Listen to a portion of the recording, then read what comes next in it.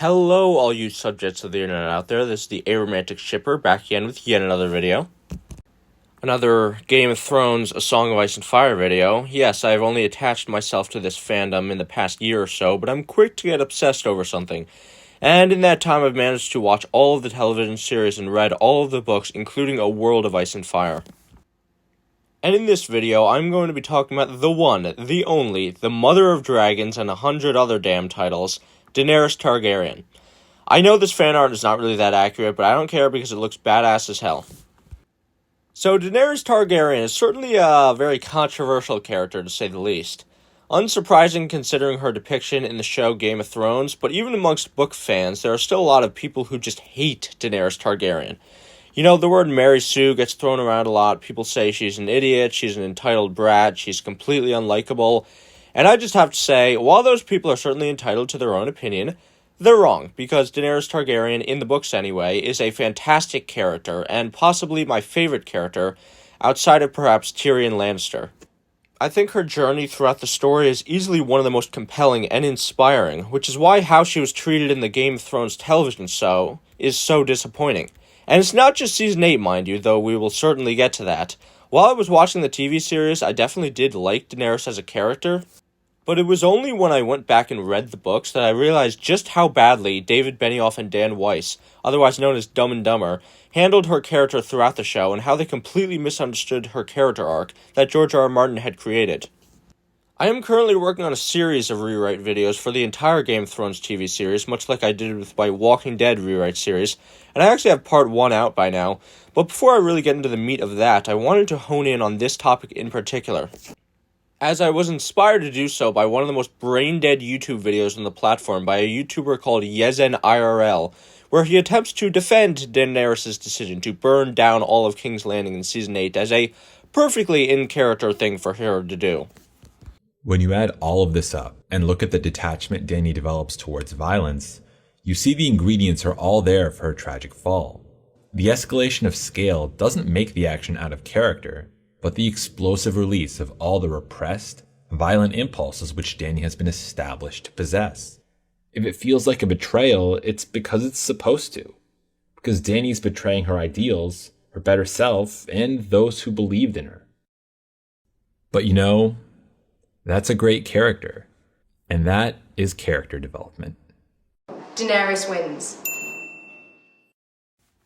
I definitely left a few comments on the video explaining why the video was dumb, but I really feel like an entire video is needed to explain who Daenerys actually is and what she wants.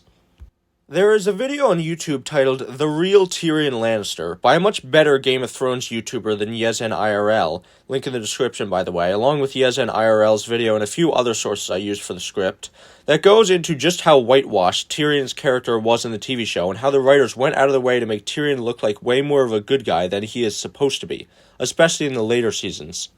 Now, I was going to title this video The Real Daenerys Targaryen, but in the process of creating this script, the Song of Ice and Fire YouTuber David Lightbringer beat me to the punch and uploaded a video titled, Who is the Real Dany? He talks about similar things to what I'm going to talk about, but I have my own stuff I want to focus on, and my own style of conveying my points, so I'm still going to go ahead with my video analysis as planned. Still, the video is pretty good, and once again, it's in the description if you want to check it out. In this video, I am going to be particularly focused on showing all the evidence of how Daenerys' character actually got the opposite treatment that Tyrion did, and along with characters like Stannis Baratheon, Daenerys was blackwashed in the TV show and made out to be much more of a villain than she actually is in the book, and she fits the role of a tragic hero much more so than a villain archetype. Now, to start off this book-to-show comparison, we have to go all the way back to Season 1. Now, quite honestly, there are only very minor changes regarding how Daenerys is portrayed in Season 1 of Game of Thrones compared to the books. The biggest change, of course, is her age, as Daenerys was significantly aged up in the show, being 16 or 17 at the start of Season 1, while she was only 13 years old at the start of Book 1. Now, I can certainly understand why this change was made, considering the nature of some of her scenes. However, in making this book-to-screen adaptation, I do feel as though a lot of Daenerys' childlike innocence was lost, which is a big part of her character in the books. A lot of people sometimes forget just how young Daenerys is supposed to be, as she is only 15 years old when she starts trying to rule over the entire city of Meereen.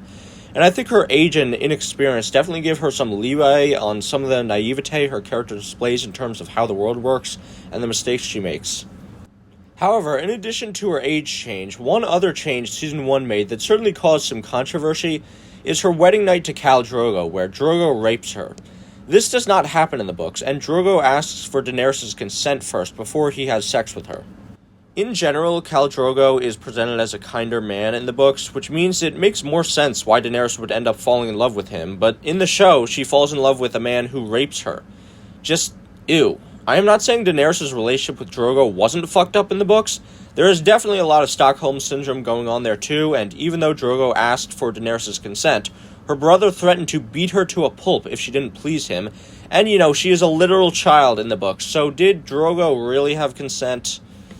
Not really, but I don't understand why the show went out of its way to have the main female lead of the series fall in love with a man who raped her. There are also two other things in regards to Season 1 that I want to talk about, because people often use them as justification for why Daenerys was destined to be consumed by evil all along and we couldn't see it. The first is Daenerys' reaction to her brother's death. People say, oh, it's pretty unsettling how she didn't feel bad that her brother died and almost seemed to enjoy it. The makings of a villain right there. Yes, oh, how disturbing that Daenerys didn't feel bad that the brother who constantly abused her and sexually molested her and sold her as a slave and threatened to cut her unborn baby out of her abdomen died. And also she tried to do everything she could to save him, pleading with him not to anger the Dothraki and just chill out for once. Oh, how dare she not feel bad about him dying, even though in the books we can read her inner monologue and see that she did feel bad about watching him die. And in Book 5, she has a guilt-tripped hallucination where Viserys blames her for not avenging him. And also Daenerys named one of her dragons after him, despite how horrible he was. Oh, how heartless she is. The other moment people often point to as evidence of Daenerys' cruelty is the fate of Meereen Mazdur, which is definitely fucked up, I will admit. Because Meereen Mazdur wasn't really a bad person, and her life was completely destroyed because of Khal Drogo's khalasar, so in her mind, of course she thought what she was doing was the right thing. And then after everything she had suffered, Daenerys burns her alive. It's definitely morally reprehensible, but Meereen Mazdur still did kill Daenerys' unborn baby, and made it so that she was never able to have any children ever again, and she killed her husband Khal Drogo, or at least gave him a fate worse than death, who was the person protecting Daenerys and offering her security and pride. I think Daenerys had a right to be angry, and then, despite hating Meereen, she is still able to understand and empathize with her and thank her for the lessons she taught her. For crying out loud, Arya Stark just shanks some random Night's Watchman without remorse in the books just because he refused to take her to see her brother. Yet, what Daenerys did is somehow uniquely evil. Unlike, by the way, how in the show Arya was whitewashed and killed an irredeemable abusive pedophile instead. On top of that, the show cut out how Daenerys had prophetic dreams that basically showed how her sacrificing Meereen Mazdur was a key ingredient in waking the dragons from the petrified eggs. In general, the show cut out almost everything having to do with Targaryen prophecies, which are supposed to be a big thing in Daenerys' storyline. However, you also have to take into account the situation Daenerys was in. She was trying to gain the support of what little of Drogo's khalasar remained, who were already pretty mad at her because her saving Meereen Mazdur was what led to Khal Drogo's death in the first place. How do you think they would have reacted if Daenerys was just like, I was angry at Meereen, but I understand how she is a victim too, so she can just go free if she wants. Daenerys executing Meereen in such a cruel way was clearly a show of strength to try to gain back some of the support of the remaining khalasar, because we know the Dothraki appreciate shows of strength. Fucked up, yes. Morally gray, yes. But reasonable, yes. And again, like I was talking about with Arya Stark, it's not as though any of the actions Daenerys takes in the story are uniquely cruel compared to other leaders in the story. The world of A Song of Ice and Fire is a cruel world without modern 21st century conceptions of morality. You can't seriously tell me that if, for example, a maester killed Shireen Baratheon because he was afraid her grayscale would spread, Daenerys would not burn him alive without a second thought. And of course I'm talking about book Stannis and not show Stannis, by the way.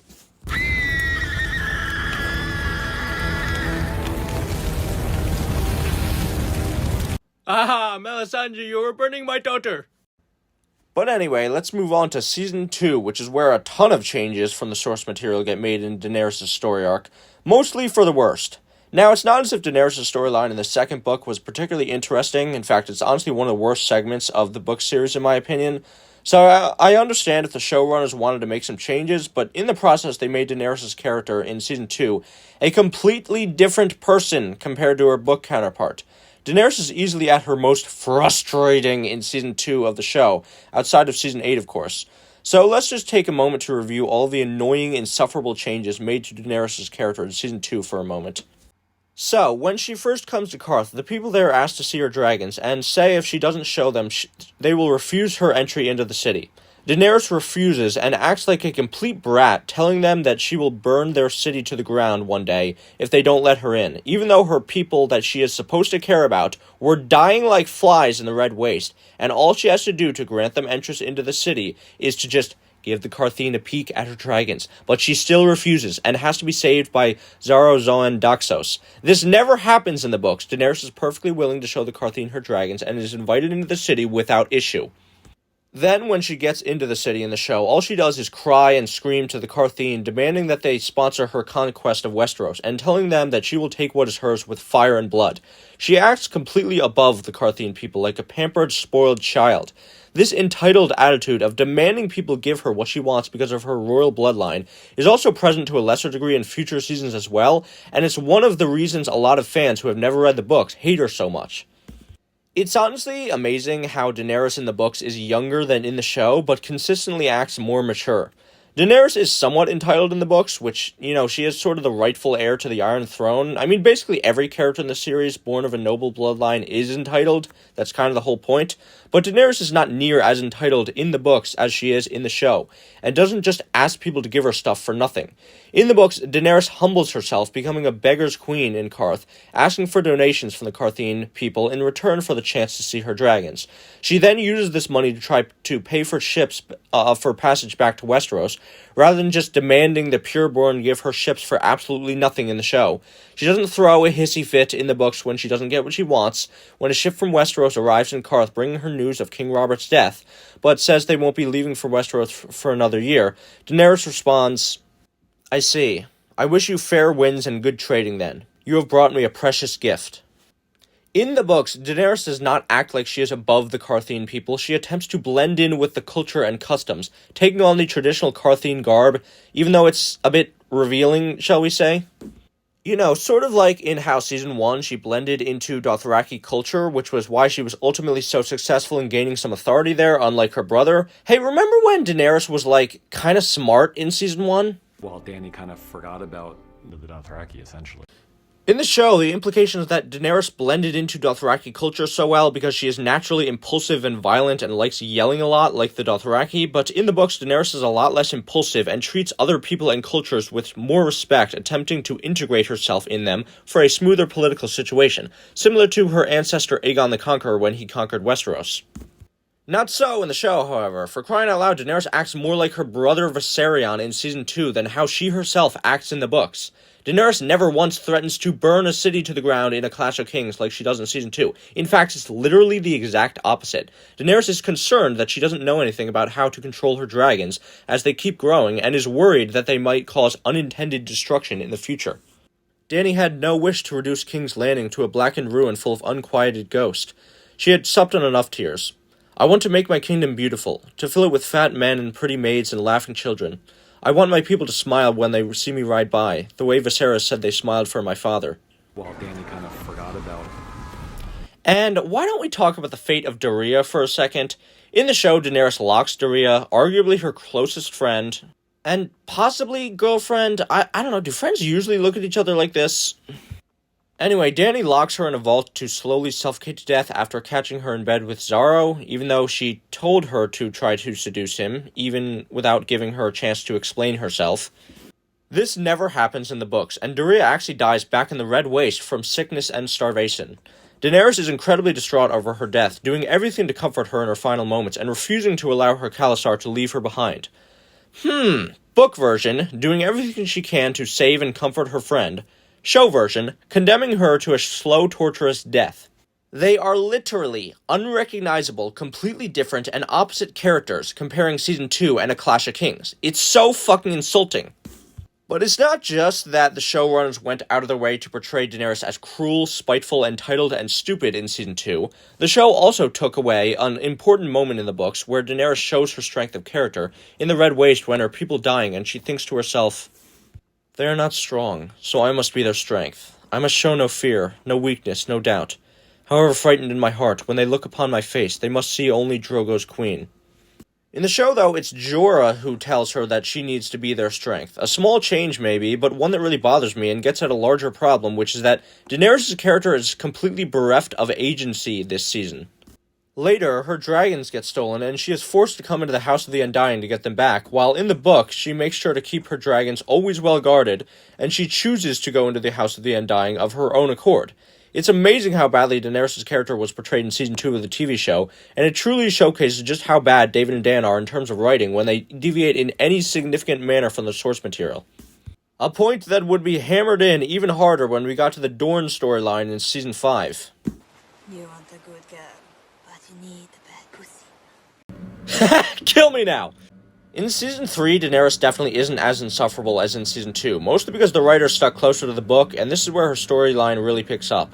Daenerys is pretty likable in Season 3, since, she's going around freeing slaves and overall just being a pretty badass and active character, but there are still some small changes that bother me in this season.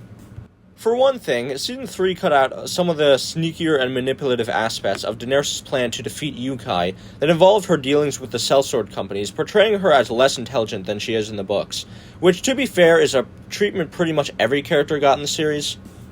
Also, in the books, Daario does not sneak into Daenerys' tent while she is bathing. He gets captured by Unsullied before he even gets close. Seriously, what is with Daenerys' soldiers being portrayed as incompetent in the show? Her Khalasar can't protect her dragons in Karth, Daario is able to just slip by the defenses of the Unsullied, and Barristan gets shanked by a bunch of trick-or-treaters in Season 5. There's also a really small change in dialogue where Dany is talking to Missandei, and this exchange occurs. Valar Morghulis. Yes, all men must die. But we are not men. But in the books, Daenerys doesn't say this. She says, "All men must die, but not for a long while we may pray." Again, this is such an incredibly minor change of dialogue, but it is such a perfect encapsulation of David and Dan's treatment of female characters in the adaptation. The point of the line from the books is to show Daenerys' softness and kindness, that one of her greatest desires is to rule over a kingdom where people live long, happy, and fulfilled lives. But in the show, David and Dan are intent on downplaying these aspects of Daenerys' character, and instead replacing them with sigh, girl boss moments, which is one of the absolute cheapest ways possible of trying to portray strong female characters. And it's not just Daenerys. Other female characters in the series like Sansa fall victim to this, where her most redeeming aspects of caring and empathy towards others, like when she was trying to calm the noblewomen down in King's Landing while it was being attacked by Stannis in Season 2, and Cersei was giving the worst motivational speech ever, are thrown out the window because David and Dan seem to think that a strong female character means a cold, emotionless bitch who constantly produces unnecessary conflict in an argument. How are we meant to feed the greatest army the world has ever seen? While I ensured our stores would last through winter, I didn't account for Dothraki, Unsullied, and 2 full-grown dragons. What do dragons eat, anyway? Whatever they want. Aw, yeah, man, wasn't that such an epic girl boss moment between 2 powerful girl boss feminist icons? Aren't we so progressive? Just forget about the fact that we made the female social justice warrior character into a psychotic Nazi by the end of the series. I thought you wanted these people to like you, Dany. Why are you subtly threatening to feed them to your dragons? It's stuff like this, and many other lines that make Daenerys seem very egotistical and overconfident in the show, while in the book she certainly talks some shit, but is definitely a lot less arrogant, and actually doubts herself a lot. Now yes, a lot of it is inner monologue, so it's harder to showcase it on screen, but there are ways you can get around the differences in mediums. Emilia Clarke's acting certainly didn't do this aspect of Daenerys' character much justice, I'll tell you that. Plus, while line changes like "we are not men" attempt to make Daenerys seem more badass and confident, the writers cut out legitimately badass stuff Daenerys actually does in the books, like when she whips the slaver across the face in Astapor after becoming commander of the Unsullied. Overall, more minor changes in Season 3 that are way less egregious than in Season 2, but still bothersome. Now, why don't we move on to Daenerys' portrayal in Season 4 of the show? Well, one of the first things I would say is that once again, Daenerys' plan to take the city of Meereen is oversimplified in the show compared to the books, which once again pulls focus away from her intelligence as a character. I would also just like to point out that it made no sense why Daenerys allowed Daario to fight against the Meereenese champion in the show, despite what he claims he's actually quite important as the leader of the Sellsword Company fighting for Daenerys, who brought them over to her side initially. In the books, Daenerys has Strong Belwas fight the Meereenese champion instead, a character that was cut out of the show to test his value as a warrior, which just makes more sense.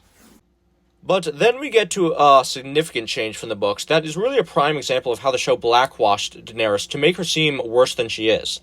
In the show, Daenerys crucifies a bunch of Meereenese nobles for vengeance for the slave children who were crucified earlier.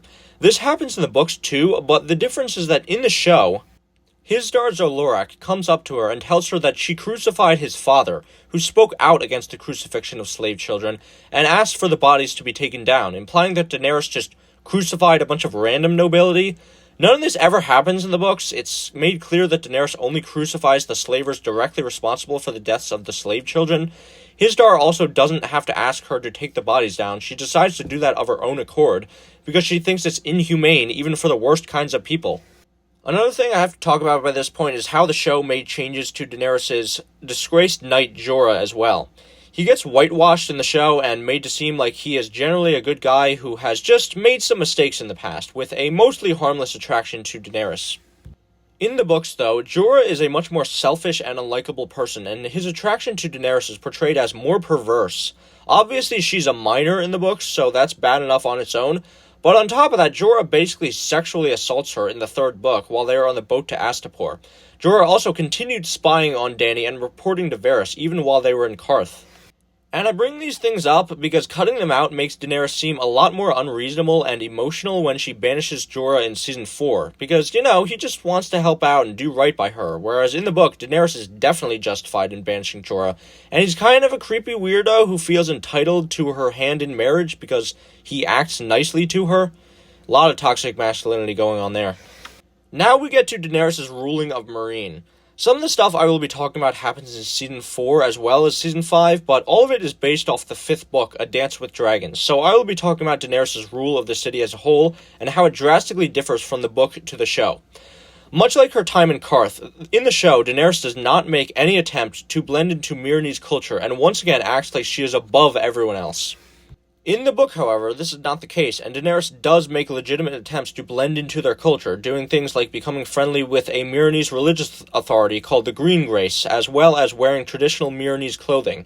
One of the only examples in the show of Daenerys incorporating Meereenese culture into her rule is how she sits upon an elevated throne overlooking her subjects. But in the books, she actually has the throne disposed of and sits on a simple bench while talking to her subjects at eye level, which is yet one more example of how Daenerys rules differently than other people, and there is much more of an equal relationship between subject and ruler. Also, Daenerys doesn't use Missandei as a translator when she holds court like in the show. She speaks to her subjects in their native languages. But beyond that, as expected, in the show, Daenerys is portrayed as a much more trigger-happy and uncompromising leader compared to the books. In Season 4, Daenerys hears that the Masters of Yunkai have re-established slavery after she left, and her immediate impulse is to go and kill them all. Her simplistic attitude is summed up by her lines, "Slavery is real and I will end it." After this, Jorah tries to talk Daenerys down, telling her that there are good and bad people in every war ever fought. This very uncharacteristically wise response from Jorah that completely contradicts when he told Daenerys last season that innocents always die in war when they were going to buy the Unsullied, is emblematic of how pretty much every conflict in Meereen goes. Outside of one throwaway conversation with Daario, Daenerys always wants to do something violent, but one of her advisors try to talk her out of it, whether that be Jorah or Hizdahr or Barristan. But this is not how things go in the books. Daenerys does not immediately want to go and wipe out the Yunkai after she hears that they have reinstituted slavery. She constantly tries not to go to war with them, and she even refuses to get involved with the Yunkai's war on Astapor. Also, in the show, after Hizdahr Zolorak goes to negotiate with the Yunkai, he comes back and tells her that they are willing to ban slavery so long as the fighting pits remain open, but she refuses to consent. This makes Daenerys seem unreasonable, and it never happens in the books, and the Yunkai never consent to giving up slavery, with the reopening of the fighting pits being one of a long list of demands that they have for peace. After Daenerys takes over the city of Meereen, she actually takes a pretty strong stance of non-violence for two reasons. One is because she has been weighed down by all the bloodshed she has left in her wake in the conquest of Slaver's Bay, and tries for an imperfect peace to avoid further bloodshed. The second is that Daenerys is intelligent and knows that with her dragons locked up, she might not be able to beat Yunkai in a war with enemies inside her gates, and Karth and Volantis planning to attack her for disrupting the slave trade. Oh yeah, that was another plotline the show cut out too. For all the people saying Daenerys is terrible at ruling and all she's good at is making war, I would disagree. If we're ignoring the show anyway, in the books, Daenerys is actually a pretty reasonable ruler of Meereen, all things considered, especially for a 16-year-old. She gives out fair and just punishment for crimes. She creates open and free discussion, listening to the Meereenese nobles as well as the freedmen. She takes intelligent actions like taking hostages from the children of Meereenese families and having them serve as squires to her. And when trade is cut off from Meereen in protest of the abolition of slavery, she tries to develop agriculture within the city's borders. Almost all of Daenerys' intelligent and wise actions as a ruler in the books were cut out of the show in favor of added scenes like in Season 5 when a freedman murders a harpy without a fair trial, so Daenerys punishes him by executing him without a fair trial in full view of everyone. Why would you do something like that? If you were going to execute him for murder, why do it in plain view of everyone so that the freedmen, the only people supporting your claim to rule over the city, will turn against you? Daenerys in the books is supposed to be politically savvy. There is no way she would ever commit political suicide like this for no reason, and she never loses the freedmen's supports in the books, by the way. That's Dumb and Dumber fan fiction. The reason why Daenerys' rule over the city of Meereen goes so badly is not because she's a bad ruler. It's because, first of all, she doesn't have the bloodlight to rule it, so that's a strike against her legitimacy. And because her implementing objectively good reforms like trying to end slavery has a ripple effect of disrupting trade across the entire continent of Essos, which makes everyone in power who profits from the subjugation of slaves despise her and want her dead. Daenerys was naive, for sure, underestimating what it would take to disestablish a continent-wide system of oppression that has been upheld for millennia, and she probably would have been better off just sailing to Westeros, where she might have had an easier time taking control and implementing reforms there, but she laid siege to Slaver's Bay not to fuel her own ego, but because she was trying to help people. And she empathized with the slaves and their horrible treatment, seeing as how she herself was once sold as a slave, and knows what it is like to have your agency taken away from you. Another detail that was cut out from the books is that one of the primary reasons Daenerys ended up attacking Meereen when her advisors told her to simply cut her losses and go to Westeros is because the thousands of Yunkai slaves who chose to journey to Meereen with her would have starved to death if they couldn't get into the city. Daenerys primarily uses her power throughout the story for the purposes of protecting people, not harming them, and she takes responsibility for the consequences of her actions. She stays in Meereen to rule rather than sailing for Westeros to make sure Meereen doesn't reestablish slavery. She rules as justly and fairly as she can, and she does everything she can to try to reestablish peace in the region while maintaining the reforms that she is able to. In the show, Daenerys is talking to Tyrion about returning to Westeros and breaking the wheel, but in the books, when Quentyn Martell of Dorne comes to Meereen to tell her that all of Dorne is prepared to support her claim to the Iron Throne, another plotline that was cut out of the show, she says no, she's not leaving until she is certain a free Meereen is self-sustaining, which could take decades and might not even happen in her lifetime. Another scene added to the show is Sir Barristan's death, who is very much still alive in the books and leading Meereen in Daenerys' absence, waste of a fucking character. But we're not talking about Barristan right now, we're talking about Daenerys, and in the show, after Barristan dies, Daenerys becomes so angry that she decides to imprison the Meereenese nobles and then take them out to watch her dragon burn one of them alive. Once again, the show is portraying her as a very hardline, reactive ruler who burns random nobles whenever she gets angry, regardless of whether or not they've actually done anything wrong. This never happens in the books, and in fact, Daenerys is often advised by Daario and the Shave Pate, who was also cut out of the show, to spill Meereenese blood in retribution for the Sons of the Harpy attacks. Daenerys refuses, however, not wanting to take the life of even potentially guilty people. We have no proof that this is their work. You would have me slaughter my own subjects? Your own subjects would gladly slaughter you. Do you take me for the Butcher King? Daenerys refuses to start executing the child hostages she took from the Meereenese families, despite the fact that it makes her look weak and emboldens more harpy attacks. Instead, she uses a blood tax to raise money from the Meereenese nobles every time someone is slain by a harpy to use to fund public projects. And by the way, good old honorable Ned Stark definitely would have executed the child hostages if he were in her situation. That's the whole point of why Theon Greyjoy was taken to live at Winterfell as a child, so Ned Stark could cut his head off if his father ever raised a rebellion again. But again, Daenerys refuses because she doesn't want to spill innocent blood. She refuses to attack the Meereenese nobles because it would mean open war within the city. The most morally questionable thing Daenerys does in A Dance with Dragons is when she gives the Shave Pate permission to perform enhanced interrogation, aka torture, on people suspected for the murder of freedmen. But while torture is obviously seen as immoral nowadays, some exceptions included, it must be pointed out that it is not seen as immoral by most leaders in George R. R. Martin's fantasy world. And other characters in the story like Stannis, who is supposed to be righteous, also makes use of torture, like when he said he was going to torture Theon Greyjoy, who I think we can all agree suffered enough at the hands of Ramsay already. Daenerys also later tells the Shave Pate to cease his interrogations against his council. In Season 7 of the show, Tyrion says that Daenerys is a good ruler because she appoints advisors that are able to control her more violent impulses, but that's not true. In the books, Daenerys' advisors are the ones with violent impulses that she constantly goes against. In fact, can we talk about Tyrion for a second? Yes, this video is focused on Daenerys, but Tyrion is actually very relevant to a discussion of her character, because a very strange thing happens to their two characters in Season 5 of the show. Has anyone else noticed that Tyrion and Daenerys' personalities basically switch in Season 5? It's so weird. Daenerys is portrayed as ruthless and uncompromising, which is supposed to be a main characteristic of Tyrion. Daenerys locking nobles up and feeding them to her dragons is definitely something that Tyrion, not Daenerys, would do. He's done something similar in King's Landing in Season 2, though less extreme.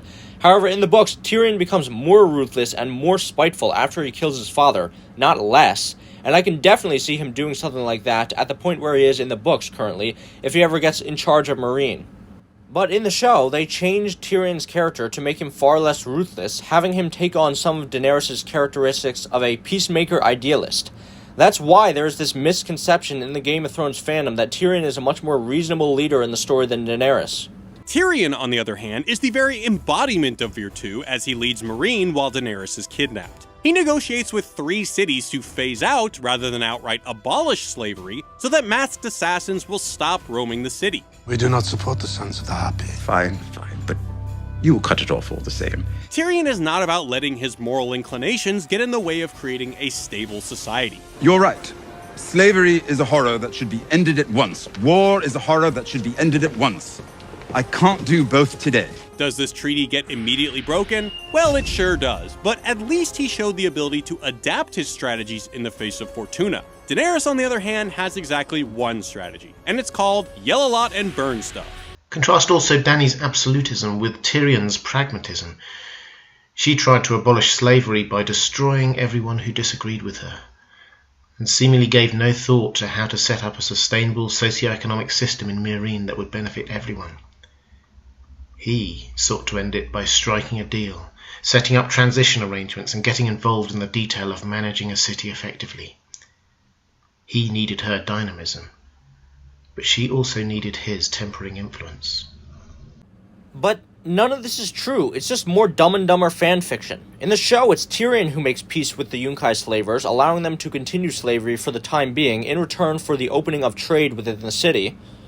But in the books, it's Daenerys who makes peace with the Yunkai, allowing them to continue slavery, even though she hates it, because she doesn't want another war. Like I said, Tyrion and Daenerys' personalities and roles are swapped in the show. You really expect me to believe that Book Tyrion would ever consider making peace with the slavers? No, he would want bloody vengeance against them for the hardships he endured when he was a slave. In the books, Tyrion is currently plotting against the Yunkai to take them down and calling Daenerys an idiot for not poisoning wells outside of Meereen to break the Yunkish siege. In the show, Tyrion tells Daenerys to stay in Meereen because she can do more good by staying there than leaving, but when Tyrion eventually will meet Daenerys in the books, he will almost certainly be on Daenerys' ass about hopping over to Westeros as soon as possible. Tyrion is a nihilistic pragmatist in the books, who wants to join Daenerys to take vengeance upon his family, the Lannisters, not so he can make the world a better place, like in the show. His character takes a very dark turn in A Dance with Dragons, and he talks about raping and killing his sister Cersei. But in the show, he says he never wanted to destroy his family, and he does everything he can to try to save them. Hey Tyrion, what the hell did you think Daenerys was going to do to the Lannister usurpers after you brought her to Westeros? But the show would have you believe, oh, Tyrion, he's just a good, genuine guy who doesn't actually rape sex slaves like he does in the book. He just wants everyone to get along and sing Kumbaya. Tyrion is the negotiator. I wish I had enough poison for the whole pack of you. I would gladly give my life to watch you all swallow it. Yes, the negotiator. George R. R. Martin himself is quoted as saying Tyrion is a villain, and you expect me to believe that Daenerys was the one set up to become a villain the whole time. And the problem with switching Daenerys and Tyrion's personalities is that it makes both of them less interesting and less consistent characters. Tyrion's whole thing is that he is supposed to be smart, and all his crafty plans and schemes are what makes him such an engaging character to watch. But when he gets to Meereen, his intelligence flies out the window because he has been injected with generic good guy juice, and so instead of the ruthless, pragmatic politician Tyrion is in the books, we get the bumbling, incompetent, idealist version of Tyrion in the show, who literally does nothing useful and all of his plans end up failing. On the other hand, by making Daenerys more ruthless and uncompromising, you make her look less intelligent too, because it seems like she thinks she can accomplish anything by just screaming and threatening people, and her kindness and compassion get pushed to the side. Ultimately, Daenerys' character in Season 5 just seems like a completely inconsistent mess, unlike her book counterpart, who always thought about things before making decisions, like when Hizdahr zo Loraq offered a marriage alliance with her to bring peace to the city, and she said that if Hizdahr managed to stop harpy attacks within the city for 90 days, she would consent. In the show, she acts off of impulse and floats the idea of a marriage alliance to Hizdahr directly after imprisoning him and making him watch her burn a nobleman alive. Also, despite Daenerys telling Hizdahr that she will marry him in the show, Daenerys kind of just continues to have sex with Daario because HBO wanted more sex scenes, I guess. In the book, there was this whole big deal made of the fact that Daenerys has to give up Daario in order to marry Hizdahr, because of double standards in society where men could have lovers besides their wives and it would be fine, but women were not allowed to protect the reproductive rights of the man, which Daenerys even comments on in the next season. In fact, Daario's whole character and his relationship to Daenerys seem much less important than in the books. In the show, it's just kind of there, but in the books, Daario is actually a very important figure in Daenerys' character arc in A Dance with Dragons because of what he represents. You see, Daenerys loves Daario in the books, or at least heavily lusts over him, but she knows that he isn't good for her rule over Meereen. Daario tempts Daenerys, both sexually, which creates some major issues for her political marriage to Hizdahr, but also morally. He has a sellsword's moral compass, which is to say none at all, and constantly tells Daenerys throughout the book to drop the negotiations and simply take the more simple path of destroying her enemies through whatever dirty tricks she has to use. At one point, Daenerys gets so disgusted with his brutish suggestions that she screams at him to leave her presence, before later calling him back for some makeup sex. However, when it comes time for Daenerys' marriage to Hizdahr, Daenerys gives Daario up. Literally, she gives Daario to the Yunkai as a hostage in a gesture of good faith, to show them that she is committed to peace terms. And giving up Daario represents the fact that Daenerys is foregoing her own desires and wants for what would be best for the people. She marries Hizdahr even though she wants Daario because a marriage with him is integral to unifying Meereen. By giving up Daario, it also symbolizes Daenerys rejecting his attitude of wanton violence and bloodshed. Daenerys' whole character arc in A Dance with the Dragons is about her letting go. She's tired of traveling, she's tired of the corpses she left in the wake of her conquest, like when she slaughtered all the masters in Astapor, and she wants the fighting to end, so she becomes more and more invested over time in trying to rule as the Queen of Meereen. She says this at the end of A Storm of Swords: "I have been more Khal than Queen, smashing and plundering and then moving on." "You have brought freedom as well," Missandei pointed out. "Freedom to starve?" asked Daenerys sharply. "Freedom to die? Am I a dragon or a harpy? Am I mad? Do I have the taint?"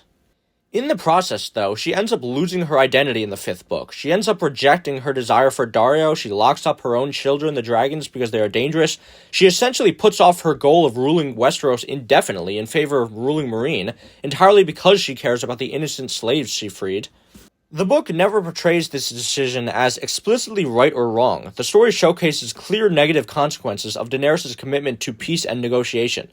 The Yunkai double-cross her and return to slavery, and through Tyrion's POV chapters after he is enslaved, the reader is once again reminded of the horrific conditions that slaves endure. And the Yunkai also destroy Astapor, with all of the corpses spreading a disease known as the Bloody Flux, which wreaks havoc on Slaver's Bay. But the only reason Astapor was destroyed by Yunkai in the first place was because Daenerys slaughtered all the masters there, and while there is still great injustice going on outside of Meereen that Daenerys is willingly allowing, she might have ultimately ended up doing more good than harm by buckling down and trying as best she can to implement reform on a smaller scale in Meereen, which over the decades of rule there could have ended up spreading to more of Slaver's Bay over time, which with much less innocents paying for it with their lives. George R. R. Martin doesn't give us an easy answer. Instead, he simply shows us a realistic depiction of the terrible fallout that often comes from attempting to dismantle systemic systems of oppression. And Daenerys, a 16-year-old girl, is forced to make a decision on what to do in this incredibly complex political climate. And rather than the impulsive, overconfident Daenerys who doesn't think about her actions seen in the show, we see a reflective Daenerys who constantly questions what the right thing to do is incredibly critical of herself, and feels incredible guilt over the innocents suffering on her watch. There is this heartbreaking moment where refugees from Astapor come to seek refuge in Meereen, but Daenerys can't let them in because they are sick with the bloody flux.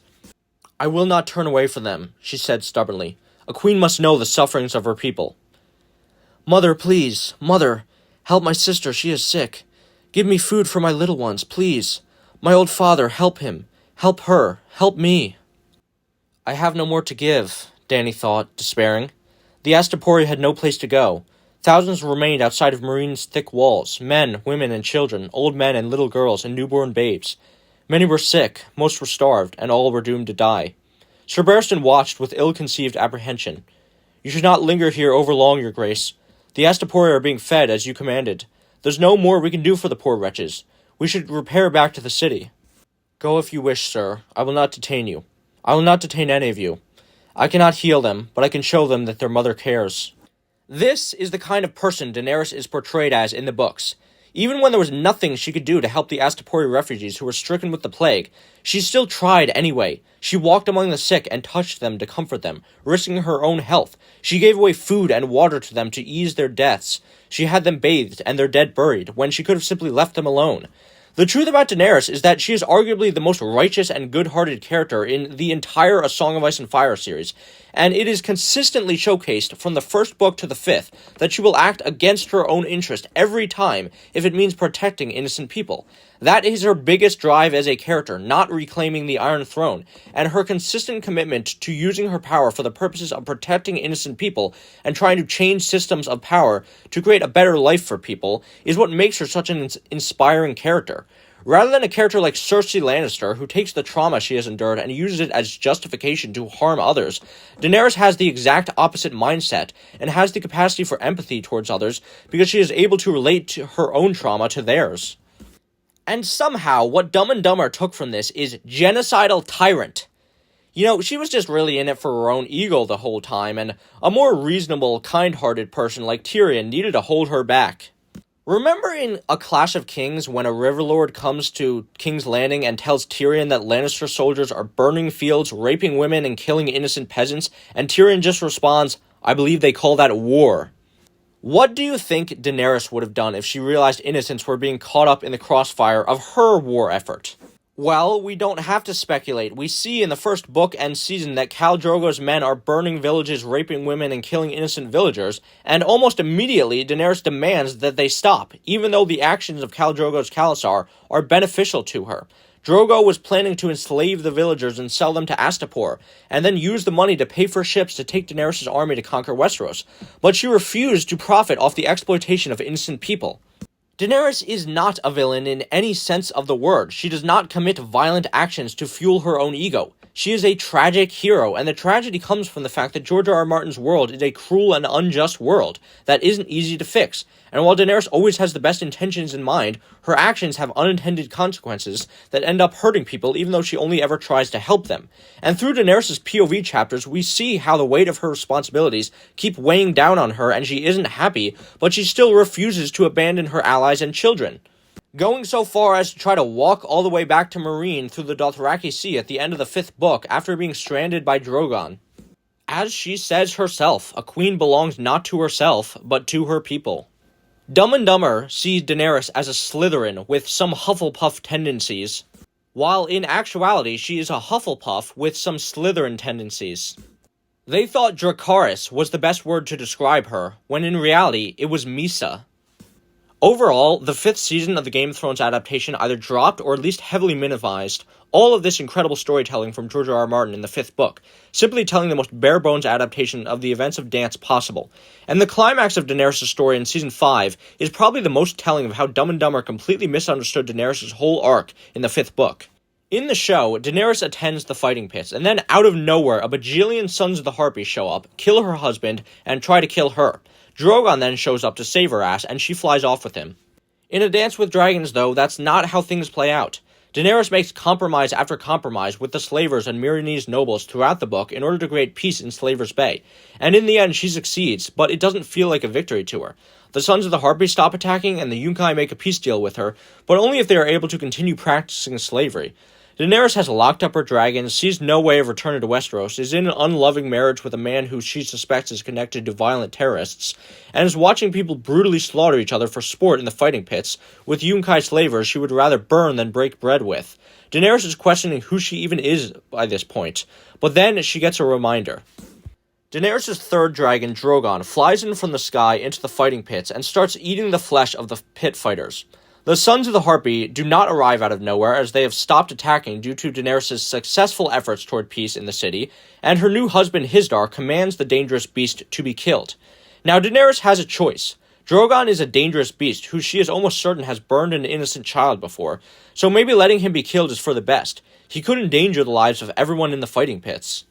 Instead of in the show, where her agency was taken away from her again and she had to get saved by Drogon because of her failure to make peace with Meereen, in the book, Daenerys saves both Drogon and the people in the fighting pits, running up to him and taming him with a whip while almost getting scorched alive, and then flying with him out of danger so that he can't hurt anyone or be hurt.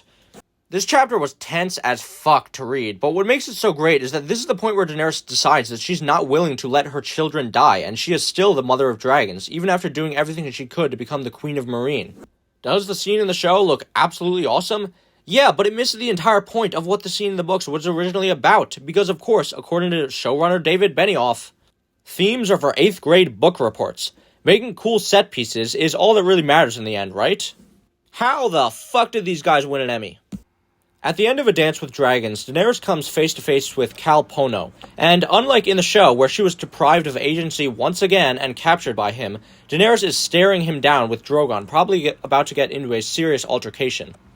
Because Winds of Winter still hasn't come out yet, it can only be speculated how Daenerys' character will develop in the future, but we can make some pretty good guesses.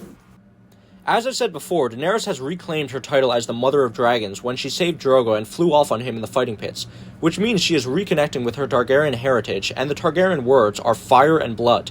In A Dance with Dragons, Daenerys did everything she could to take the peaceful route of negotiations and compromise, but now the fragile peace she created in Meereen has fallen to pieces in her absence. The Sons of the Harpies start attacking again, Sir Barristan stages a coup to usurp Daenerys' husband Hizdahr, and the Yunkai are preparing to attack Meereen. Daenerys has tried to take the peaceful route, but it didn't work, so in The Winds of Winter, she will almost certainly walk the path of fire and blood once again. It's not a coincidence that at the end of A Dance with Dragons, she encountered the Dothraki again, a culture of violent warlords that were originally responsible for turning Daenerys from a scared, weak little girl at the beginning of the first book to a much more strong and more prideful individual at the end of the first book.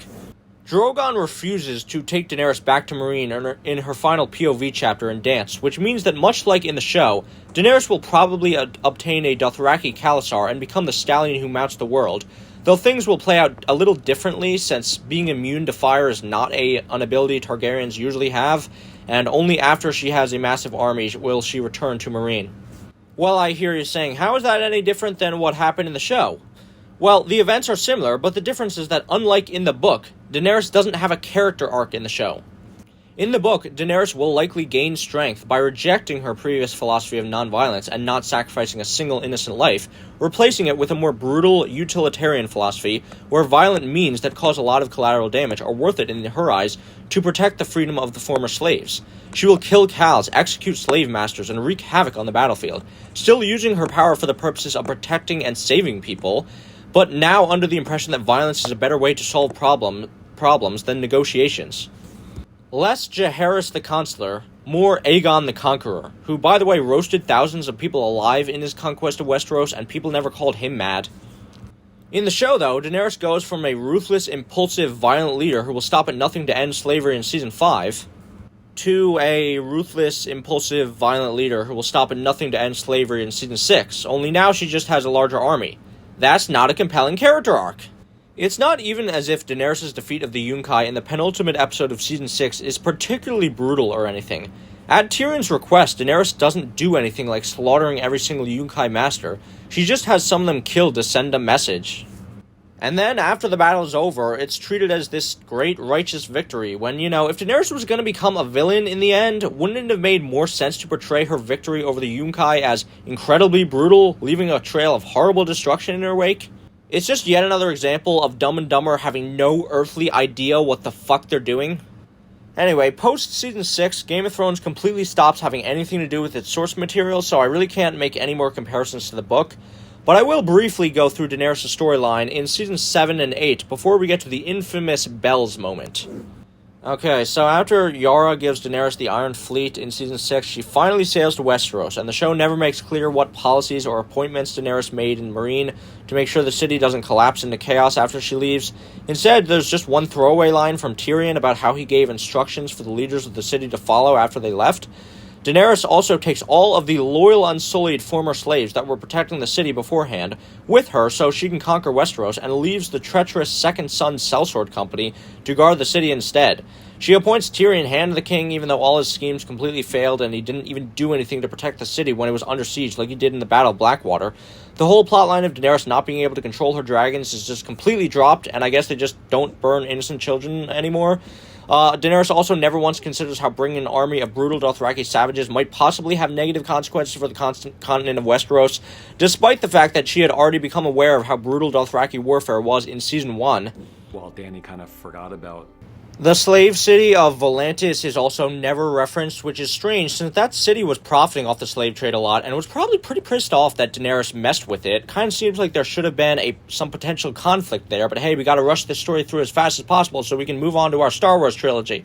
She lands on Dragonstone and starts the war against Cersei, and when Tyrion asks her what they are supposed to do about the line of succession because she can't have children, she completely ignores him because, unlike in the books, Daenerys doesn't think about things in the show. She wants to be more violent, but Tyrion tells her to be less violent and make terrible military decisions instead. Rinse and repeat.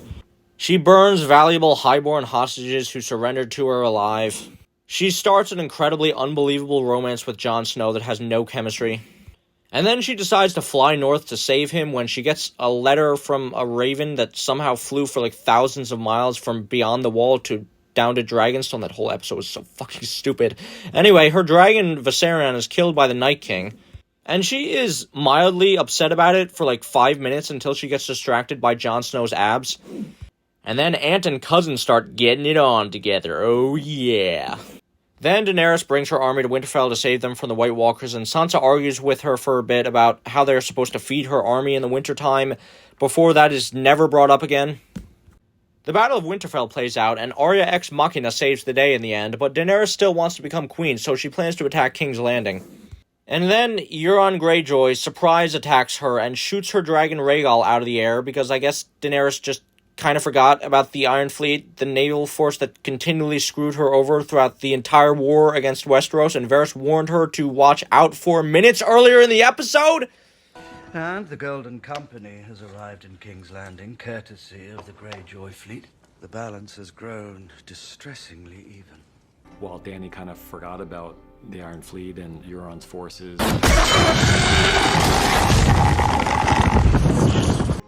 What is going on? Then Missandei ends up getting captured and falls off its cone. And Varys decides that after Daenerys risked her life to try to save the continent from the White Walkers, the time is right to commit high treason and poison her because she made a frowny face, which clearly means she's evil, right? So then Daenerys burns Varys alive, and despite clearly not being in a very good place emotionally, she still says that mercy is a strength and not a weakness, and she wants to free the citizens of King's Landing from a tyrant, before destroying an entire city and burning thousands of innocent people alive for literally no reason at all later in the same episode. Then she holds a Nazi rally and tells her Dothraki that are all supposed to be dead. What they see is just the end of the Dothraki, essentially. That she has emancipated the people of King's Landing from their lives and is going to conquer the entire world and kill everyone who disobeys her. Then Jon Snow kills her, which for some reason was surprising to a lot of people when they first watched it, even though that was literally the only way the conflict could have been resolved with only 30 minutes of screen time left in the show. And after that, everything is just kind of okay, I guess. Drogon just flies away after melting the Iron Throne for some reason. Jon is sent to the Wall. Grey Worm goes to the island of Noth to die of poison butterfly fever. The omnipotent tree wizard Bran, who is also probably the Night King, is elected ruler of Westeros, outside of the treasonous northern rebels anyway. The greedy cutthroat sellsword is made lord of a kingdom that supplies a large portion of the food to the rest of Westeros, and given control of the crown's finances. And wow, things were really not okay in the end. What exactly was supposed to be the message of the end of Game of Thrones? Seriously, the only message I can gather from the treatment of Daenerys in the final season is that actually, your genetics do define you, and you can't help but succumb to the sins of your ancestors, as all those times where Daenerys said she isn't like her father and didn't want to become Queen of the Ashes were total bullshit. Or maybe, I guess, the message is that you should be an enlightened centrist politician who doesn't rock the boat too much, because fighting to dismantle or change systems of systemic oppression is, like, bad and stuff. And it's actually pretty similar to Nazism if you think about it. Could have sworn the show ran on HBO, not Fox News. But yeah, Daenerys' fate, like everything in the final season, was completely unsatisfying and a complete insult to George R. R. Martin's character. But not only Martin's character, but the character Dumb and Dumber were writing. How do you go from risking your life to save the world to destroying a city for no reason in the span of 2 episodes? But here's the thing. We've now thoroughly established that Daenerys' character throughout the show is more unhinged, more violent, less kind, and less intelligent than her book counterpart. But you might argue, so what? It's a legitimate creative change, and you might not like it, but don't those changes actually make Daenerys' decision to burn down King's Landing in the show make sense? Isn't it clever foreshadowing and character development from Dumb and Dumber to turn her into a villain in the show? No. No, it isn't. It definitely seems as though Dumb and Dumber had the idea to have Daenerys become the villain early into the show's run, disregarding George R. R. Martin's intentions for her, hence the reason why the character from the books was butchered in the on-screen depiction. However, even if we take into account all the changes Dumb and Dumber made to Daenerys' character, making her more egotistical, more entitled, more brutal, more unhinged, less compassionate, less intelligent, Daenerys' actions in the final 2 episodes of Season 8 still makes absolutely no sense whatsoever. It doesn't just fly in the face of her book characterization, but is completely at odds with her show characterization as well. And that is because of one simple reason, which is that there simply was no reason whatsoever for Daenerys to burn down the city. She just did it with no prompting whatsoever. I mean, really, let's think about this. Daenerys has won. She has taken the city and defeated Cersei effortlessly, with very minimal losses or civilian casualties, somehow, and the Iron Throne, which she has been trying to seat herself upon for so long, is now hers. Daenerys has every reason not to do what she does, but she still does it anyway. Why? To send a message? I think the message that got sent was, this bitch is crazy and we need to kill her immediately. And, you can't make the argument that Daenerys killed the citizens to spite Cersei, because Cersei fucking hated the people of King's Landing, and they hated her just as much. So what possible reason would Daenerys have to kill them all? None! Not a single one! The entire time I was watching this episode with my dad, I was just screaming at the television scene, what is happening? Because that's all you can say when such unintelligible nonsense is being played. And people actually defend this decision and claim, oh, it actually makes total sense and is perfectly in line with Daenerys' character. In reality, it was probably a last-minute change by Dumb and Dumber. Like when they changed the entire Dorne plotline in Season 5 because they liked Indira Varma's acting. The writers could have done things to make her decision make a lot more sense. The city could have just not surrendered, and so she would have to take drastic measures that would introduce a ton of civilian casualties. She could have watched Rhaegar die in the battle, and that would be the straw that breaks the camel's back, rather than him dying the most nonsensical way possible beforehand. Or maybe Daenerys could have accidentally set off the wildfire catches in her attack, which would have been what burned down the city. In this way, Daenerys would still be responsible for the burning of King's Landing, but unintentionally, which goes along with the theme of her story in that she had the best of intentions and was trying to rid the world of a tyrant, but her actions just ended up having unintended consequences and making things worse. But the writers just decided to do absolutely none of that and have Daenerys commit genocide for no reason whatsoever to subvert expectations. And how do they justify Daenerys' decision? And then she sees the Red Keep, which is to her the home that her family built when they first came over to this country 300 years ago. It's in that moment on the walls of King's Landing when she's looking at that symbol of everything that was taken from her when she makes the decision to make this personal. Now listen, I can understand show Daenerys thinking and rationalizing to herself, okay, I may have won, but Cersei is still alive, and I want revenge, so I'm just gonna go burn down the Red Keep. I know there are innocent people in there, but it will be worth it just to get rid of Cersei so she can't harm any more other innocent people anymore. You know, I could buy that would be something she would do. The problem is, she doesn't fucking do that! Instead, Daenerys thinks it would be a better idea to kill everyone except Cersei. Literally everyone, just indiscriminately kill every single man, woman, and child in the city for no reason, including a bunch of her own soldiers probably, giving Cersei, the person who her rage is directed at, ample time to escape. That's not making things personal. That's the definition of impersonal. What the fuck did all of the citizens of King's Landing ever do to her? Cersei would have survived if it wasn't for Rock Ex Machina. Daenerys, what the fuck were you thinking? What were the writers thinking? See, the problem is, even though the showrunners intentionally made Daenerys a more brutal and uncompromising figure in the show, everything she did still always had a reason for it. When she locked Doria in a vault in Season 2, it was because she thought she had betrayed her. When she wanted to destroy Yunkai in Season 4, it was because Yunkai broke the agreement with her and reinstituted slavery. When she was burning Meereen's noblemen in Season 5, it was because Harpies kept killing her soldiers, and she thought it would get them to stop. When she burned the Tarleys in Season 7, it was because they were enemy soldiers who refused to bow to her, and they also refused a life-in-prison sentence up at the Wall. When she burned Varys earlier in the very same episode she burned King's Landing, it was because he was committing treason against her and tried to fucking poison her. There was no reason to burn King's Landing, not even an emotional one. Burning it only hurt her because now she doesn't have any subjects to rule in the city, and all her allies, who aren't the biggest fans of genocide, turn on her.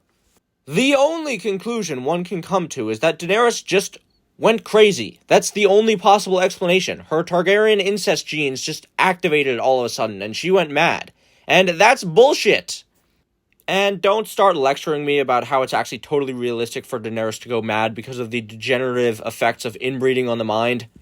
Yes, madness is definitely common for descendants of inbreeding. You can watch this video by Film Theory that explains it. But inbreeding also results in a lot of other things too. Sorry to break it to you, but 2 generations of inbreeding do not produce perfect 10 women like Emilia Clarke. If Game of Thrones and A Song of Ice and Fire were actually realistic, Daenerys would be deformed, club-footed, out of her mind, and dead at 15, if she was lucky, rather than the mostly competent queen of hotness we see in the show. On top of that, the line from Cersei in Season 2 about how every time a Targaryen is born, the gods flip a coin and the world holds its breath, isn't in the books because it's not true. And while there have been some pretty terrible kings over the centuries in Westeros, none of them were actually insane outside of the Mad King, if you read A World of Ice and Fire. Clearly, the franchise has never cared about portraying the actual real-life negative consequences of inbreeding, so you can't just suddenly start when it's convenient. But on top of that, just ask yourself, is that compelling? Is it satisfying to see a character that has been built up for 8 seasons just go mad because of genetics or whatever? Did Walter White just go crazy? Did Eren Yeager just go crazy? No, there were actual compelling reasons for why those characters ended up making the decisions that they did, becoming villains. But for Daenerys, it's just, well, she's not her father until she is actually worse than her father all of a sudden because her Targaryen coin flipped tails or something. I mean, literally, you realize that Episode 5 of Season 8 officially makes Daenerys worse than every other villain into the series up to this point. The brutal slaughter of the innocents of King's Landing was worse than anything Tywin Lannister ever did, worse than anything Joffrey ever did, worse than anything Cersei ever did, worse than anything the freaking Night King ever did. After all that talk about how Daenerys isn't like her father, she goes ahead and causes more damage to the city with dragonfire than her father's wildfire does. And she had even less of a reason to burn the city than her father did, who was backed into a corner by Tywin Lannister when he invaded the city. And then, after all of the destruction in the finale, Daenerys gives a speech to her soldiers straight out of the Third Reich, celebrating how she liberated everyone from their lives with a smile on her face, and talking about how she will go and conquer the world. What? As if it wasn't already out of character enough for Daenerys to do what she did in the previous episode, you honestly expect me to believe that she would be joyously celebrating the destruction of the city? This is the same Daenerys who, in Season 4, locked her dragons, her own children, in a vault because one child was killed accidentally by Drogon. Daenerys is a character who is capable of reflecting on her actions and wants to protect innocent people. Dumb and Dumber might have made Daenerys more ruthless and aggressive in the show, but parts of her compassion and kindness were still able to shine through from the book. They didn't cut out the part from the book where Daenerys locked up her dragons because they were putting innocent people in danger. They didn't cut out the part from the book where Daenerys tried to save the Dothraki prisoners of war. They didn't cut out the part from the book where Daenerys stays in Meereen because she doesn't want innocent people to suffer without her protection. All of these actions, by the way, were against her own interest, but she still took them anyway because she wanted to protect innocent people. The idea that Daenerys is willing to fight for the Iron Throne at any costs is bullshit. If you want to sit on the throne your ancestors built, you must win it. That will mean blood on your hands before the thing is done. The blood of my enemies, not the blood of innocents. Well, Dany kind of forgot about...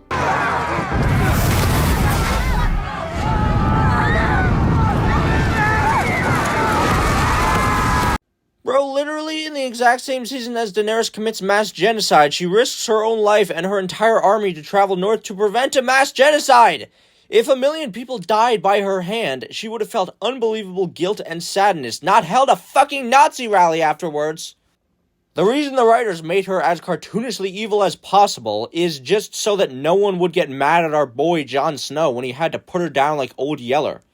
So now, instead of how before they were swapping out Daenerys' personality for Tyrion Lannister's, in the final 2 episodes they swapped out Daenerys' personality for Cersei Lannister's instead. Really think about it. Which character is more likely to burn down King's Landing? The one who has dedicated tons of time, and effort, and resources to trying to protect innocent people throughout her life? Or the psychotic, murdering elitist that is Cersei Lannister? Time and time and time again, it has been shown to us that Cersei Lannister has no empathy whatsoever. She doesn't give a shit about innocent people, going so far as to have charity offerings fed to dogs rather than hand it out to poor people just to spite Marjorie Tyrell, and killing anyone who gets in her way. The only people she cares for outside of herself are her fuck brother Jaime and her incest bastards, but after they die, she goes even further off the deep end and is sending out assassins to kill Jaime in Season 8. She blew up the Game of Thrones equivalent of the Vatican in Season 6, killing everyone in it to avoid going to trial. Cersei is the true Mad Queen, not Daenerys, and you don't have to take my word for it, just listen to the show itself. She knows herself. She chose an advisor who would check her worst impulses instead of feeding them. That's the difference between you. I don't care about checking my worst impulses. I don't care about making the world a better place. Hang the world. That thing you dragged here. I know what it is, I know what it means. And when it came at me, I didn't think about the world, not at all. As soon as it opened its mouth, the world disappeared for me, right down its black throat. All I could think about was keeping those gnashing teeth away from the ones who matter most, away from my family. There is so much setup in both the books and the show for Cersei being the one to burn down King's Landing.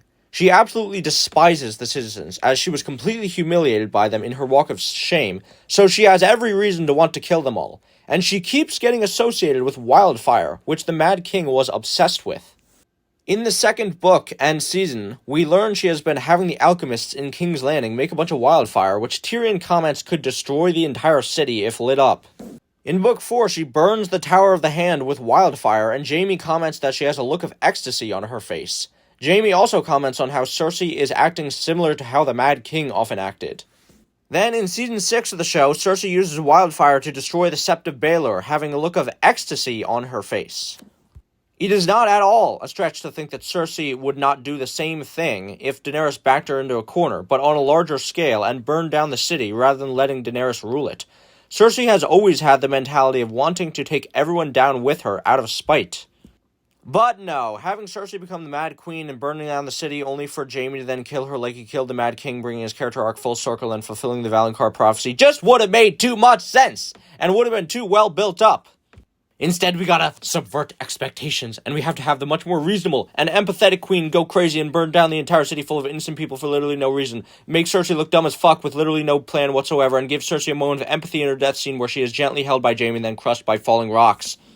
Way to go, guys! You did it, you beautiful bastards! You did it! You fucked up every single character arc! That takes effort! Even though, as I said before, Daenerys in the books is not portrayed as a character with the makings of a villain, and it honestly pisses me the fuck off that is how Dumb and Dumber interpreted one of the most good-hearted and noble characters in the series, while making much more morally gray characters like Tyrion Lannister and Arya Stark into standard good guys by the end. There are ways you could have realistically turned the show version of Daenerys into a villain by the end of the series. Maybe not cutting out the Fagon storyline might have been a good idea, for instance. But the way Dumb and Dumber wrote Daenerys' heel turn was so unbelievably fucking stupid that I can't even fathom how they possibly decided it was a good idea. And I guarantee you, it will never happen in George R. R. Martin's work, if he ever finishes it, that is. Again, we can only speculate on Daenerys' ultimate fate in the books, but here would be my predictions. From the Tyrion and Barristan released chapters from the Winds of Winter, we can see that Yunkai's battle against Meereen has begun, and it will almost certainly end in Yunkai's defeat. I mean, Yunkai's siege has already been weakened by the bloody flux, the dragons have been unleashed by Quentyn Martell, Tyrion has convinced the Second Sons to turn cloak once again and fight for Meereen against Yunkai, and the Ironborn have finally arrived. However, if Meereen defeats Yunkai, they will still have other problems to deal with. The slave city of Qarth has declared war on Meereen, and the slave city of Volantis is debating on whether to go to war with Meereen. Meereen will probably have to prepare for a second siege, and Daenerys will come to save the day, leading her newly acquired Khalasar to annihilate the Qarthine and Volantene forces. Unlike in the show, where Daenerys' victory over the slavers was treated as an uplifting, righteous victory, in reality Meereen will be a pile of rubble and corpses after Daenerys wins. The city was already falling apart after the dragons were loosed within the city, and the bloody flux started spreading, so there will be unimaginable carnage after 2 separate sieges. Daenerys will be horrified and incredibly saddened over the death and destruction that resulted from her actions, and question whether her protecting the slaves' freedom was the right thing to do in the end, as she subjected them to horrible death, poverty, plague, and starvation. However, Daenerys will repeat to herself, "If I look back, I am lost," and despite her doubts, continue on her conquest. Victarion Greyjoy and Tyrion Lannister, when she does officially meet them, would want her to go to conquer Westeros as soon as possible, and seeing as how they are both pretty violent and messed up individuals, they would be egging her on to use more brutal methods, and before she leaves Slaver's Bay, Daenerys would learn from her mistakes in Yunkai and Astapor, leaving an army behind to defend the freedmen, and executing every single one of the Yunkai masters so they can't come back to power. She would then continue west with her Dothraki army, though before getting to Westeros, she would first make a stop at Volantis. We get to see a bit of Volantis in the TV show, but never really return to it, but in the book, there is a lot of foreshadowing that Daenerys will go there and free the slaves, who outnumber the Masters 5-1 and have been inspired by the tales of the liberator Daenerys. It would also be super ironic, since Daenerys' Valyrian ancestors, the Dragonlords, were infamous for subjugating and enslaving millions of people throughout the world, while Daenerys would instead come as a liberator of slaves. Conveniently, all the masters are sectioned off from the slaves in the innermost part of the city, surrounded by black walls. Daenerys, with her new utilitarian conqueror mindset, will probably fly straight over the walls and burn all the masters, freeing the slaves and avoiding a drawn-out war. Because slavery is such a massive part of the economy of Westeros, freeing Slaver's Bay and Volantis will probably have massive negative consequences, but in the end, Daenerys is a liberator, and now that she has the power, she isn't simply going to allow people calling out for help to remain in chains. And now we get to talking about when Daenerys finally gets to Westeros. One of the biggest differences in how the TV show played out compared to how the books will is that the show cut out the Phaegon storyline. You see, in A Dance with Dragons, it is revealed that Varys actually saved Rhaegar Targaryen's son Aegon and raised him in secret to be the perfect king, waiting for the day he could return to claim his birthright in Westeros. It was not, in fact, Varys' plan to set up Viserys or Daenerys on the throne, and along with Jon Connington and the Golden Company, Aegon launches an invasion of Westeros that starts very successfully in the Stormlands, and if he keeps up his momentum, he might steal the throne away from King Tommen before Daenerys gets to Westeros. Which means, rather than Daenerys fighting against the psychotic tyrant Cersei, who everybody hates in the show, Daenerys would be trying to claim the throne from a potentially very popular young leader who might gain the support of the populace, and there is foreshadowing that there will be another Dance with Dragons in the future, which was a Targaryen civil war that was the bloodiest conflict in the history of Westeros. There are also hints that Varys is a liar, and the reason he wants Phaegon in the throne isn't for the good of the realm like he says, but because Aegon isn't Aegon at all, but is actually a Blackfyre, and Varys himself has blood ties to the Blackfyre line. Hence, the A Song of Ice and Fire fanbase have affectionately referred to Aegon as Phaegon. Many people have pointed out that if this were the case, it would make much more sense for Daenerys to burn down King's Landing if all the citizens hated her and were willingly supporting a false ruler, rather than in the show where the citizens of King's Landing were being subjugated by Cersei. I still really don't think it is in character for Daenerys to be that petty. So I think what might happen is that Tyrion, a much more morally gray and spiteful character than Daenerys, might manipulate her into burning down the city by not telling her about the wildfire catches when she lays siege to it with her dragons, or Tyrion might just end up lighting up the wildfire himself, as he knows where it's stored. And we know Tyrion has a reason to want to do this. He wants revenge against King's Landing for rejecting and scorning him, despite the fact that he fought against Stannis to protect the city. This is all assuming King's Landing isn't already a pile of ash and rubble by the time Daenerys gets there, since, as I said before, there's a lot of foreshadowing to Cersei being the one to burn down the city, which she might do if Phaegon attacks it. There are a lot of possibilities for what could happen, and George R. R. Martin likes to throw curveballs, but if there's one thing I am completely sure of, it's that there is no possible way Daenerys will ever intentionally, indiscriminately burn hundreds of thousands of men, women, and children alive for no reason. It's never gonna happen. Another thing that could actually happen in the story after Daenerys gets to Westeros, which I've never really heard anyone else talk about, is that she might organize peasant revolts, just like she organized slave revolts in Essos. One of the main themes of George R. R. Martin's book series is the unjust distribution of power, and while the peasants in Westeros are free citizens on paper, they have no say whatsoever in the governing of the realm and have so few rights that they can get killed just for talking back to the king. Tyrion Lannister himself comments a few times in A Dance with Dragons that the slaves in Essos don't have it much worse off than the peasants in Westeros, who are free in name only. In the show, Tyrion briefly comments on this in a throwaway line, and then it's never once referenced again. But Daenerys has always been a character who has sided with the oppressed and powerless against the powerful oppressors, so we could actually see her legitimately try to break the wheel of the feudal system in the books. Whereas in the show, she wasn't actually focused on breaking the wheel in her conquest and only placing herself on top of it. And of course, much like in the show, Daenerys will at some point go north to battle the others. Her character arc in A Dream of Spring could very well be her letting go of her desire for the throne, casting aside a petty conflict to sit on the world's most uncomfortable chair, to instead using her power to do what she has always done, and try to protect innocent people. Because, like I said before, the story has demonstrated time and time again that she cares more about that than she cares about the Iron Throne. Daenerys has not always wanted the throne. Her brother Viserys was the one who was always obsessed with the Iron Throne, not her, and after he died, Daenerys mistakenly thought that she had to claim it for herself as her birthright. However, unlike how Daenerys is portrayed in the show, book Daenerys is much more self-reflective and might slay the lie that has been told to her that a person has the right to rule it because of their ancestors. In the end, I think Daenerys will probably die at the end of the final book in the fight against the White Walkers, as apparently Bran becoming king in the end was a plot point George R. R. Martin revealed to Dumb and Dumber that he was planning on doing. I'm guessing it will make a lot more sense when he writes it. Perhaps Jon could end up killing Daenerys just like he does in the show, except under completely different circumstances, where she willingly gives up her life to fulfill the Azor Ahai prophecy of a man sacrificing his love to create a sword that can slay the others.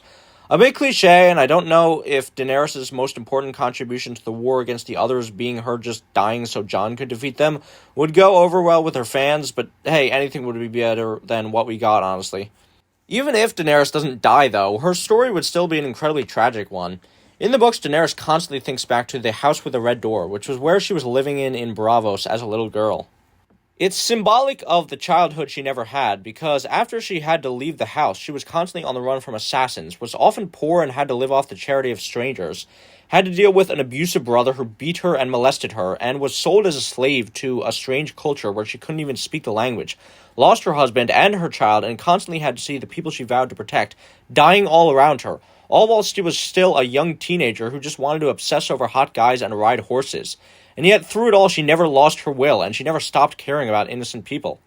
Despite unintentionally causing a lot of destruction in her wake, she also freed a lot of people from slavery, which will probably have ripple effects of promoting slave rebellions throughout the rest of Essos, and she will also undoubtedly play a big role in protecting Westeros from the others.